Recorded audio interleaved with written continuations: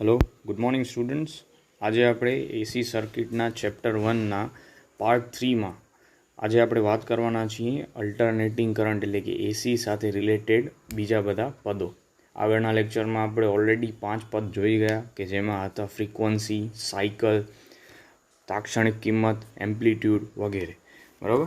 તો આજે જે પહેલી ટર્મ આપણે જોવાની છે તે છે આરએમએસ કિંમત. પહેલી ટર્મ જે છે એ છે આરએમએસ કિંમત. હવે આરએમએસ કિંમત એટલે શું? તો તમે એક વસ્તુ નોટિસ કરી હશે કે જ્યારે આપણે એસીનું વેવફોર્મ જોયું ત્યારે તમે નોટિસ કર્યું હશે કે કન્ટિન્યુઅસલી એટલે કે સતત તેની કિંમત બદલાતી રહેતી હતી. બરાબર. તો તેની કોઈ અસરકારક વેલ્યુ કે આપણે એમ તો કહી ના શકીએ કે આ કન્ટિન્યુઅસલી બદલાય છે તો આપણે એને માપવી કઈ રીતે? તો એક અસરકારક વેલ્યુ હોવી જોઈએ. અને આ જે અસરકારક વેલ્યુની વાત કરીએ છીએ આપણે એને જ આપણે શું કહીએ છીએ? આરએમએસ કિંમત. આરએમએસ કિંમત એટલે બીજું કંઈ જ નહીં, રૂટ મીન સ્ક્વેર. બરાબર. હવે તેના માટે આપણે કરંટની હીટિંગ ઇફેક્ટને ધ્યાનમાં લઈને આરએમએસ કિંમતને ડિફાઇન કરીશું. આપણને ખ્યાલ છે કે જ્યારે આપણે કોઈ પ્રતિરોધમાં કરંટ પસાર કરીએ છીએ ત્યારે ઉષ્મા એટલે કે હીટ ઉત્પન્ન થાય છે. બરાબર. તો આપણે કોઈ પણ એક પ્રતિરોધમાં પહેલાં ડીસી કરંટ એટલે કે ડીસી પ્રવાહ પસાર કરીશું એટલે તેમાં હીટ ઉત્પન્ન થશે. બરાબર છે. હવે તે જ પ્રતિરોધમાં તેટલા જ સમય માટે તેટલી જ ઉષ્મા ઉત્પન્ન કરવા માટે જે અલ્ટરનેટિંગ કરંટની કિંમત પસાર કરવી પડે છે તેને આપણે કહેશું આરએમએસ કિંમત. ખ્યાલ આવ્યો બધાને? હજી એકવાર રિપીટ કરીએ. કોઈ એક પ્રતિરોધમાં પહેલાં આપણે ડીસી પ્રવાહ પસાર કરીએ છીએ અમુક સમય માટે તો તેમાં હીટ ઉત્પન્ન થશે, ઉષ્મા ઉત્પન્ન થશે. બરાબર. હવે તેટલી જ ઉષ્મા ઉત્પન્ન કરવી છે તે જ પ્રતિરોધમાં અને તેટલા જ સમય માટે આપણે કરંટ પસાર કરવાનો છે. પણ હવે ડીસીની બદલે આપણે એસી પ્રવાહ પસાર કરશું તો જે કરંટની કિંમત એસી કરંટની કિંમતે આપણે તેટલી જ ઉષ્મા મળે છે તેને આપણે કહેશું આરએમએસ વેલ્યુ અથવા તો આરએમએસ કિંમત. હવે જો એની વ્યાખ્યાની વાત કરીએ તો તમે જોઈ શકો છો કે જ્યારે કોઈ પ્રતિરોધમાં ડાયરેક્ટ કરંટને અમુક સમય માટે પસાર કરવાથી જેટલી ઉષ્મા પેદા થાય છે એટલી જ ઉષ્મા એ જ સમય માટે એ જ પ્રતિરોધમાં પેદા કરવા માટે જે કિંમતનો અલ્ટરનેટિંગ કરંટ પસાર કરવો પડે છે તે અલ્ટરનેટિંગ કરંટની કિંમતને આરએમએસ વેલ્યુ કહેવામાં આવે છે. બરાબર છે. તો આની પરફેક્ટ ડેફિનેશન છે. મેં તમને સિમ્પ્લિફાય કરીને પણ સમજાવવાની ટ્રાય કરી. હવે આ અલ્ટરનેટિંગ વેલ્યુ અથવા તો અલ્ટરનેટિંગ કિંમત આરએમએસ કિંમતનું ફોર્મ્યુલા મેળવવા માટે બે મેથડ છે. પહેલી છે એ મીન ઓર્ડિનેટ મેથડ છે જે હું તમને પછી ભણાવીશ. અને બીજો મેથડ છે કે જેમાં તમે મીન સ્ક્વેરને ઇન્ટિગ્રેશનથી પણ ફાઇન્ડ કરી શકો છો. હવે આરએમએસ છે એનો મતલબ શું થાય? આર છે એ રૂટ માટે છે. રૂટ એટલે વર્ગમૂળ. એમ છે એ મીન એટલે કે માન અને સ્ક્વેર એટલે કે વર્ગ. બરાબર. હવે આપણે જે મેથડ જોવાનું છે તેની અંદર આપણે સૌથી પહેલાં મેથેમેટિકલ મેથડથી જાશું. હવે તમને ખ્યાલ જ હશે કે તમારી પાસે જે અલ્ટરનેટિંગ ઈએમએફનું આપણે સૂત્ર તારવ્યું હતું કે જે શું હતું? E is equal two EM sine theta. આ રીતે ડિનોટ કરતા હતા. બરાબર છે. મેં તમને કીધું હતું કે અલ્ટરનેટિંગ ઈએમએફ કહે અથવા તો અલ્ટરનેટિંગ કરંટ કહે તો પણ તમને ખ્યાલ હોવો જોઈએ. કઈ રીતે? તો કે અલ્ટરનેટિંગ કરંટનું ફોર્મ્યુલા શું થાય છે? અહીંયા લખેલું છે જુઓ. I is equal two IM sine theta. બરાબર છે.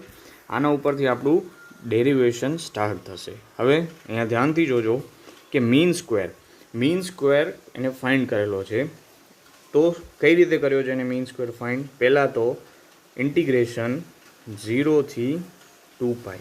હવે આ લિમિટ 0 થી 2π પછી સ્ક્વેર કરવાનો છે આપણને. તો આઈનો સ્ક્વેર કરી દીધો અને અહીંયા આવશે ડી થીટા બાય 2π. બરાબર છે. હવે અહીંયા 0 થી 2π શું કામ આવ્યું એ જોઈએ આપણે. તો કે આપણી પાસે અહીંયા જે વેવફોર્મ છે એ સ્ટાર્ટ થાય છે 0થી અહીંયા અને જે પાછું 0 થાય છે કે એની એક સાયકલ પૂરી થાય છે એનો આખો ટાઈમ સપોઝ કે છે 2π. તો આપણું સાયકલ 0થી સ્ટાર્ટ થયું અને પૂરું થયું 2π પર, બરાબર છે. એટલે આપણે અહીંયા ઇન્ટિગ્રેશનની લિમિટ લીધી છે 0થી 2π, બરાબર છે. અને સ્ક્વેર તો આપણે રૂટ મીન સ્ક્વેર એટલે સ્ક્વેર તો કરવો જ પડશે, બરાબર. હવે નીચે 2π છે એ શું કામ, તો કે તમારો આખું વેવફોર્મ છે એની અંદર આપણે ઇન્ટિગ્રેશન કરવાનું છે. તો આખું વેવફોર્મ ક્યાં છે, 0થી 2π અંડર આવે છે, બરાબર. એટલે આપણે 0થી 2π અપોન 2π એટલે મીન સ્ક્વેર તમને મળી ગયો. હવે આપણે રૂટ મીન સ્ક્વેર ફાઇન્ડ કરવાનો છે. તો મીન સ્ક્વેર થઈ ગયું એટલે હવે બાકી શું રહ્યું હતું, ખાલી રૂટ. તો આપણે ઓલરેડી અહીંયા ફાઇન્ડ કરી લીધું રૂટ. હવે આગળના સ્ટેપમાં એટલે કે આ સ્ટેપની અંદર ધ્યાનથી જોજો, જે 2π છે એને આપણે ઇન્ટિગ્રેશનથી અલગ કરી દીધો થોડો, એટલે અહીંયા આગળ આવી ગયો 1/2π. ને આ સ્ટેપની અંદર i² હતો, તો તમને ખ્યાલ છે કે i² એટલે શું છે, તો કે i² એટલે im sin θ. તો અહીંયા એની વેલ્યુ પ્લેસ કરી દીધી છે કે im sin θ, પણ હકીકતમાં i² હતો એટલે શું થઈ ગયું, im² sin² θ dθ, બરાબર. તો આ step clear. Next step im છે એમાં થીટા ક્યાંય આવતો નથી, એટલે એને ઇન્ટિગ્રેશન સાથે કોઈ સંબંધ છે નહીં. તો એને આપણે ઇન્ટિગ્રેશનથી બહાર લઈ લઈશું. એટલે શું થઈ ગયું, im² અપોન 2π ઇન્ટિગ્રેશન 0થી 2π sin² θ dθ. ઓકે. હવે નેક્સ્ટ સ્ટેપ એટલે કે આની અંદર તમારે એક વસ્તુ યાદ રાખવાની છે કે અહીંયા એક એને ફોર્મ્યુલા યુઝ કરેલું છે, sin² θ is equal to 1 - cos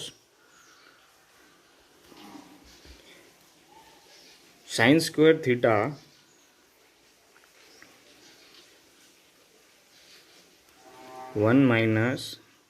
-cos 2θ/2. આ ફોર્મ્યુલા છે જે એને ડાયરેક્ટ યુઝ કરેલી છે, બરાબર. જો તમે અહીંયા જોશો તો sin² θ ની જગ્યાએ શું મૂકેલું છે, 1 - cos 2θ/2, બરાબર છે. હવે આ જે નીચે 2 છે એને એ લોકોએ શું કર્યું છે, બારે કોમન કાઢી લીધો. તો ઓલરેડી 2π હતો, બરાબર. અહીંયા ઓલરેડી 2π તો છે જ, અને આ 2ને આપણે બારે લઈ જઈએ તો 2 × 2 એટલે કેટલા થાય છે, 4π. im² અપોન 4π ખ્યાલ આવી ગયો. પછી આ dθ છે એને અંદર મલ્ટીપ્લાય કરી દીધો. એટલે એક સ્ટેપ આવું બની શકે કે 1 - cos 2θ હતું, તો dθ × 1 કર્યો અને લિમિટ ઇન્ટિગ્રેશન બધાને આપી દીધું. એટલે પહેલો સ્ટેપ આવ્યો 0થી 2π dθ minus 0થી 2π integration cos 2θ × dθ. ખ્યાલ આવી ગયો બધાને. એટલે આ સ્ટેપ પણ ક્લિયર. હવે આગળના સ્ટેપમાં im² અપોન 4π એમને એમ જ રહેશે. ઇન્ટિગ્રેશન ઓફ dθ થશે. આવી રીતે ઇન્ટિગ્રેશન હોય dθનું તો એનો આન્સર આવે θ, બરાબર. પણ અહીંયા પાસે આપણી લિમિટ છે કેટલી, તો કે લિમિટ આપણને આપેલી છે θ આવ્યો, એટલે અપર લિમિટ થશે 2π અને લોઅર લિમિટ છે 0. સેમ વસ્તુ બીજા ઇન્ટિગ્રેશન માટે પણ. બીજા ઇન્ટિગ્રેશન માટે શું થશે, તો કે ઇન્ટિગ્રેશન ઓફ cos 2θ શું થાય, તો કે sin 2θ/2, જેમાં પણ અપર લિમિટ છે 2π અને લોઅર લિમિટ છે 0, બરાબર છે. તો હવે નેક્સ્ટ સ્ટેપમાં શું કરવાનું છે, તો નેક્સ્ટ સ્ટેપની અંદર તમે જોઈ શકો છો કે પહેલાં આપણે શું મૂકશું, અપર લિમિટ એટલે કે થીટાની જગ્યાએ 2π, તો પહેલાં મૂકશું 2π માઇનસ બીજીમાં થીટાની જગ્યાએ લોઅર લિમિટ એટલે કે 0. એટલે પહેલો સ્ટેપ તમને એ મળ્યો. વચ્ચે માઇનસની સાઇન તો ઓલરેડી હતી જ, અને અહીંયા પાછો 1/2 છે એટલે એને બારે કાઢી લીધો. આવી રીતે 1/2 બારે આવી ગયો, બરાબર. હવે શું કરશું, તો કે sin 2θ અંદર છે, તો 1/2 અંદર sin 2θ ની જગ્યાએ sin 2 × થીટાની જગ્યાએ પહેલાં 2π મૂકશો, બરાબર. પછી પાછું માઇનસ અને પાછો sin 2 × 0, બરાબર છે. તો આ સ્ટેપ તમારું આવી ગયું, ઠીક છે. તો હવે અહીંયા તમે ધ્યાનથી જુઓ તો sin 2π 2 × 2π એટલે કે sin શું થશે, sin 4π, અને sin 4π એટલે બેઝિકલી થાય 0. એવી જ રીતે અહીંયા પણ સાઇન 0 છે એટલે શું થશે 0. તો આ આખું ટર્મ કેન્સલ આઉટ થઈ ગયું, બરાબર. હવે આગળ જઈએ તો બાકી શું રહ્યું, તો કે બાકીમાં ખાલી ને ખાલી અંડર રૂટ રહ્યું, im²/4π છે અને આ 2π તો હતો જ. તો કઈ રીતે થશે હવે આગળ, તો કે અંડર રૂટમાં તો આપણી પાસે im²/4π ઇન્ટુ 2 ઇન્ટુ પાઈ. તો હવે પાઈ ને પાઈ કેન્સલ આઉટ, 2 અને અહીંયા 2 એટલે શું વધ્યું તમારી પાસે બાકી રહ્યું છે ખાલી અંડર રૂટમાં im²/2, બરાબર, જે અંડર રૂટ છે. તો આનો અંડર રૂટ શું થાય, im²નો અંડર રૂટ થશે im અને અહીંયા 2નો થશે √2, બરાબર. તો આ તમને અહીંયા આન્સર મળી ગયો કે im/√2 છે એ તમારી શું છે, કરંટની RMS કિંમત છે, બરાબર. એવી જ રીતે અહીંયા હવે આ કઈ રીતે મળે, તો કે બીજું કંઈ નથી કર્યું, આણે 1/√2 તમે કરશો કેલ્ક્યુલેટરમાં તો શું મળશે તમને, 0.707 મળશે. એટલે એને અહીંયા √2 કાઢીને ખાલી આ કર્યું છે. આ બે ઇક્વેશન તમે યાદ રાખવાના છે, કેમ કે તમને આ એક્ઝામ્પલની અંદર ડાયરેક્ટલી યુઝ થશે કે RMS તમને ફાઇન્ડ કરવાનો હશે તો તમે ડાયરેક્ટલી મહત્તમ કિંમત આપેલી હોય એના ઉપરથી તમે ઇન્ટુ 0.707 કરી અને RMS વેલ્યુ ફાઇન્ડ કરી શકો છો, બરાબર. તો આ થોડું ડિફિકલ્ટ છે પણ થઈ જાય એવું છે સ્ટેપ વાઇઝ જો ધ્યાનથી જુઓ તો. હવે આપણે એક બીજા ટર્મ તરફ જઈએ કે જે છે તમારી સરેરાશ કિંમત અથવા તો એવરેજ વેલ્યુ, બરાબર છે. હવે એવરેજ વેલ્યુ RMS કિંમતની અંદર આપણે જોયું કે તમે કોનો યુઝ કર્યો હતો, હીટિંગ ઇફેક્ટનો યુઝ કર્યો હતો, બરાબર છે. તો સરેરાશ એટલે કે એવરેજ વેલ્યુ માટે તમારે શું જોવાનું છે, તો કે કેટલો ચાર્જ ટ્રાન્સફર થાય છે તે ગણવામાં આવે છે, બરાબર. હવે ડેફિનેશન જુઓ કે કોઈ સર્કિટમાં અમુક સમય માટે અલ્ટરનેટિંગ કરંટ પસાર કરીએ, બરાબર. કોઈ પણ સર્કિટમાં અમુક સમય માટે અલ્ટરનેટિંગ કરંટ પસાર કરીએ છીએ તો જેટલો ચાર્જ ટ્રાન્સફર થાય છે એટલો જ ચાર્જ એ જ પરિપથ એટલે કે એ જ સર્કિટમાં એટલો જ ચાર્જ પસાર કરવા માટે જે ડાયરેક્ટ, હવે કે પહેલાં કયો પસાર કરતા હતા, એસી, ને જેટલો ચાર્જ ટ્રાન્સફર થતો હતો એટલો ને એટલો ચાર્જ પસાર કરવા માટે કેટલો DC ફ્લો કરાવવો પડશે કે જેથી કરીને આ બે ચાર્જ કેવા થાય, ઇક્વલ થાય, બરાબર. તો આના માટે જે વેલ્યુ તમને DCની મળે છે એને આપણે શું કહેશું, એવરેજ વેલ્યુ, બરાબર છે.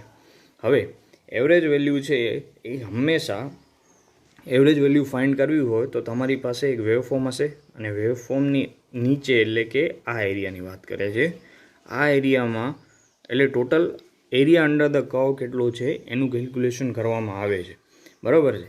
હવે તમે અહીંયા ધ્યાનથી જુઓ કે તમારી આ જે છે એસી વેવફોર્મની વાત કરીએ તો એસી વેવફોર્મમાં આ જે છે એ પોઝિટિવ પાર્ટ છે, બરાબર. એવી જ રીતે આ જે છે એ નેગેટિવ પાર્ટ છે. હવે આ એરિયા જે પોઝિટિવ પાર્ટની અંદર છે અને આ એરિયા કે જે નેગેટિવ પાર્ટની નીચે છે એ બે કેવા છે, સેમ છે, બરાબર. શું છે, સેમ. હવે જો તમે આનું એડિશન કરશો, એવરેજ ફાઇન્ડ કરશો તો તમને શું મળશે, 0. એટલે જ આપણે હંમેશા એવરેજ વેલ્યુ ફાઇન્ડ કરતી વખતે હંમેશા આપણે હાફ સાયકલનો યુઝ કરીએ છીએ. એટલે પછી તમે પોઝિટિવ હાફ સાયકલ લો કે નેગેટિવ હાફ સાયકલમાં, તો આપણે જે રીતે RMS વેલ્યુની કિંમત એટલે કે ફોર્મ્યુલા ફાઇન્ડ કરી સેમ રીતે આપણે એવરેજ વેલ્યુની પણ ફોર્મ્યુલા ફાઇન્ડ કરશું. આપણે પહેલાં વેવફોર્મ ડ્રો કરી લઈએ. અહીંયા આ તમારો એસી વેવફોર્મ છે, આ 0, આ થશે પાઈ અને આ થશે 2π. હવે અહીંયા આપણને હાફ સાયકલ જ લેવાની છે. જ્યારે RMSમાં આપણે શું લેતા હતા, ફૂલ સાયકલ લેતા હતા. એટલે આપણે ઇન્ટિગ્રેશનની લિમિટ શું રાખી હતી, 0 થી 2π રાખી હતી. પણ અહીંયા આપણે કેટલે હાફ સાયકલની જ વાત કરીએ છીએ, બરાબર. તો હાફ સાયકલ ક્યાં છે, 0થી સ્ટાર્ટ થાય છે અને પાઈ સુધી પૂરી થાય છે. એટલે આપણી પાસે શું આવશે, આપણે યુઝ કરશું ઇન્ટિગ્રેશનની લિમિટ 0 થી π, બરાબર છે. અને સાયકલ આખી ક્યાં છે તો કે પાઈ સુધી પૂરી થઈ જાય છે, અડધી, બરાબર. હવે પાછું આમાં 0 થી પાઈ આઈ ડી થીટા અપોન પાઈ. આઈની જગ્યાએ શું મૂકી દેશું? આઈ એમ સાઇન થીટા, બરાબર, અપોન પાઈ. વળી પાઈ અને આઈ એમ છે, આઈ એમ પાછું બારે કાઢી લીધું, એટલે આઈ એમ અપોન પાઈ ઇન્ટિગ્રેશન શું થશે? સાઇન થીટા ડી થીટા, બરાબર. હવે વળી સાઇન થીટાનું ઇન્ટિગ્રેશન કરીએ તો શું મળે? Minus cos theta. અને આપણી બે લિમિટ આપેલી છે, એક છે પાઈ અને બીજી છે 0, બરાબર, સિમ્પલ. હવે આની અંદર પહેલાં અપર લિમિટ મૂકીએ તો માઇનસ કોસ પાઈ થશે માઇનસ, બરાબર, માઇનસ કોસ પાઈ અને માઇનસ કોસ 0, બરાબર છે.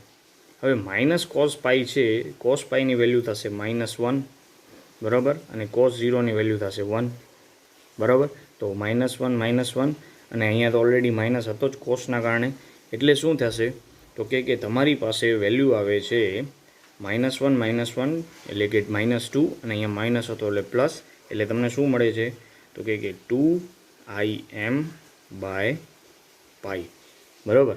એટલે આ તમારી શું થઈ ગઈ? એવરેજ વેલ્યુ ફાઇન્ડ થઈ ગઈ. હવે તમે 2/પાઈ કરશો તો તમને કેટલું મળશે? 0.637, બરાબર. એટલે કે I average is equal to 0.637 into IM. આ તમારા એવરેજ વેલ્યુ છે કોઈ પણ અલ્ટરનેટિંગ ક્વોન્ટિટી માટેની, બરાબર છે, એટલે એસી સાઇનોસોઇડલ વેવફોર્મ માટે, બરાબર. તો આ તમારી થઈ ગઈ સરેરાશ વેલ્યુ, બરાબર. હવે હજી આગળ જઈએ તો બીજા બે પદ છે કે જે બહુ ઇમ્પોર્ટન્ટ છે તમારા માટે. ન્યુમેરિકલ્સ આવશે, એની અંદર આ ડાયરેક્ટલી પરફોર્મ એટલે કે ફાઇન્ડ કરવાના આવશે. તો પહેલું જે છે તે છે ફોર્મ ફેક્ટર. તો ફોર્મ ફેક્ટર બીજી કોઈ વસ્તુ નથી, ખાલી આરએમએસ કિંમત અને એવરેજ કિંમતનો ગુણોત્તર છે. આરએમએસ કિંમત અને એવરેજ કિંમતનો ગુણોત્તર. તો એની વેલ્યુ કંઈક તો હશે. આપણે આગળ જ જોયું કે આરએમએસ કિંમત કેટલી હતી? 0.707 into IM upon average value કેટલી આવતી હતી? તો 0.637 ઇન્ટુ IM, જે તમે અહીંયા જોઈ શકો છો, બરાબર. તો હવે શું થશે? IM કેન્સલ આઉટ થઈ જશે, અને 0.707 અપોન 0.637 કરશો તો તમને વેલ્યુ કેટલી મળશે? 1.11. એટલે કે તમે કહી શકો છો કે કોઈ પણ સાઇન વેવ, કોઈ પણ ક્વોન્ટિટી કે જે સાઇન વેવ પ્રમાણે બદલે છે, એટલે કે જેનું વેવફોર્મ આવું છે, એના માટે ફોર્મ ફેક્ટર એટલે કે ફોર્મ ફેક્ટર કેવું હશે? હંમેશા 1.11 જ રહેશે, બરાબર છે. હા, ધારો કે તમે હવે વેવફોર્મ બદલી નાખો છો. વેવફોર્મ આપણું સપોઝ કે ટ્રાયંગ્યુલર થઈ ગયું, કે આવું વેવફોર્મ સ્ક્વેર થઈ ગયું, તો આની વેલ્યુ શું થશે? ચેન્જ થઈ જશે, બરાબર. એવી જ રીતે બીજું એક ફેક્ટર છે જેનું નામ છે પીક ફેક્ટર, અથવા તો બીજા ઘણા નામ છે. ક્રેસ્ટ ફેક્ટર છે, peak factor, crest factor, amplitude factor, બરાબર. પીક એટલે શું? તો કે પીક એટલે તમારી ટોચ કહી શકો, એટલે કે મેક્સિમમ વેલ્યુ જેની વાત થાય છે તે, બરાબર. આને પણ પીક કહી શકાય. નેગેટિવ પીક છે, આ પોઝિટિવ પીક છે. તો પીક ફેક્ટરની વાત કરીએ, બરાબર. તો પીક ફેક્ટર એટલે શું? તો કે તમારી મેક્સિમમ વેલ્યુ, બરાબર છે, અને આરએમએસ વેલ્યુની બેના ગુણોત્તરને આપણે શું કહીએ છીએ? Peak factor. હવે મેક્સિમમ વેલ્યુ તમે શેનાથી દર્શાવો છો? IM વોલ્ટેજ હોય તો VM, EMF હોય તો EM, બરાબર. તો મેક્સિમમ વેલ્યુ ડિવાઇડેડ બાય શું કરે છે? RMS value. તો આરએમએસ વેલ્યુ બીજી રીતે કઈ હતી? તો કે IM અપોન √2, બરાબર. તો શું થાય? IM ઇન્ટુ √2 અપોન IM, બરાબર છે. તો IM કેન્સલ આઉટ થઈ ગયા, એટલે બાકી તમારું શું રહ્યું? ખાલી ને ખાલી √2. અને √2ની વેલ્યુ કેટલી હોય છે? 1.414. આ પણ સેમ જ છે કે કોઈ પણ ક્વોન્ટિટી કે જે સાઇન વેવ પ્રમાણે ચેન્જ થાય છે, એના માટે પીક ફેક્ટરની વેલ્યુ હંમેશા 1.414 જેટલી જ રહેશે, બરાબર છે. અને હા, આની અંદર તમે અહીંયા આપણે IM અપોન √2 યુઝ કર્યું છે. તમે IM अपॉन 0.707 IM થી કેલ્ક્યુલેટ કરશો તો પણ આન્સર 1.414 જ આવશે. બરાબર છે. તો આ વસ્તુ યાદ રાખવાની છે. આમાં કન્ફ્યુઝન નથી કરવાનું. કઈ રીતે? તો કે આ બે રેશિયો જ આપેલા છે. એક તો ફોર્મ ફેક્ટરની વાત કરવામાં આવે છે કે જેની અંદર તમે શું કરો છો, RMS અપોન એવરેજનો રેશિયો લ્યો છો. જ્યારે પીક ફેક્ટર છે, પીક ફેક્ટર એટલે યાદ રાખવાનું, પીક એટલે ટોપ અને ટોપ એટલે મેક્સિમમ વેલ્યુ. એટલે આ પીક ફેક્ટર છે એ શું છે? Maximum value upon RMS value. બરાબર. અને એની વેલ્યુ હંમેશા યાદ રાખવાની 1.11 અને 1.414. પણ જો યાદ ન રહે તો આપણે કેલ્ક્યુલેટ કરતાં પણ આવડી જોઈએ, કેમ કે આપણને RMS વેલ્યુ પણ ખબર છે અને એવરેજ વેલ્યુની કિંમત પણ ખ્યાલ છે. બરાબર. હવે એક છેલ્લો ટોપિક છે કે જે છે ફેઝ. હવે ફેઝ માટે તમારે શું જોવાનું છે? તો કે અલ્ટરનેટિંગ ક્વોન્ટિટી છે તે 0થી એટલે કે 0થી કોઈ એક વેલ્યુ સુધી પહોંચવા માટે લાગતા સમયને શું કહેવામાં આવે છે? ફેઝ કહેવામાં આવે છે. બરાબર. ફેઝ છે એ ટાઈમમાં હોઈ શકે, રેડિયનમાં હોઈ શકે, ડિગ્રીમાં પણ હોઈ શકે. કઈ રીતે જુઓ. હવે સપોઝ કે અહીંયા એક ક્વોન્ટિટીનું વેવફોર્મ તમને અહીંયા દર્શાવેલું છે. બરાબર છે. હવે આ ક્વોન્ટિટી છે આ 0થી એક કોઈ પણ એક વેલ્યુ, એટલે ધારો કે આપણે મેક્સિમમ વેલ્યુની વાત કરીએ એટલે આ, તો અહીંયા સુધી પહોંચવા માટે લાગતો સમય કેટલો છે? તો કે T/4. પછી અહીંયા સુધી એટલે કે 0 થવા માટે પાછો કેટલો ટાઈમ લાગે છે? તો કે T/2. બરાબર. તો આ જે T/4 અને T/2 છે એ શું છે? એ પાસેનું ફેઝ છે T/4, જ્યારે બી પાસેનું ફેઝ છે T/2. બરાબર છે. અને એનો યુનિટ શું થશે? તો કે સમય છે તો પાછો સેકન્ડ જ થઈ શકે છે. બરાબર. એવી રીતે રેડિયનમાં તમને પૂછે તો એ પાસે શું હશે? તો કે એ પાસે એની વેલ્યુ થશે π/2, જ્યારે બી પાસે એની વેલ્યુ થશે પાઈ. ડિગ્રીમાં પૂછે તો એ પાસે થશે 90 અને બી પાસે થશે 180 ડિગ્રી. બરાબર છે. તો આ રીતે ખ્યાલ આવી ગયો બધાને? બરાબર છે. અને હજી આની અંદર કાંઈ પણ ડાઉટ હોય તો તમે મને મારા વોટ્સએપ નંબર ઉપર કોન્ટેક્ટ કરી શકો છો.